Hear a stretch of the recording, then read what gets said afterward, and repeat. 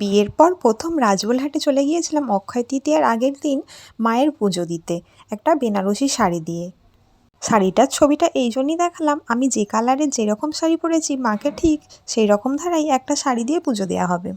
মন্দিরে প্রতিদিন প্রায় অনেক লোকই হয়, কিন্তু এই দিন প্রচণ্ড লোক হয়েছিল আর প্রচুর ভিড় হয়েছিল, কারণ এই দিন আবার ছিল মুখে ভাতের ডেট, তাই জন্য এই মন্দিরে অনেক বাচ্চাকে মুখে ভাত দেওয়া হয়। আবার ছিল রবিবার, যার কারণে এই দিন প্রচণ্ড ভিড় হয়েছে।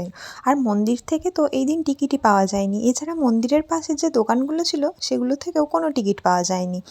আর এটা হচ্ছে খাওয়ার জায়গায় আমরা বসেছিলাম দ্বিতীয় ব্যাচে।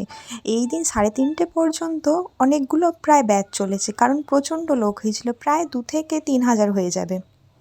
প্রথম জানো এখানে পাতাতে খেতে দেওয়া হতো, তারপর এখন এই থালাতেই খেতে দেওয়া হয়।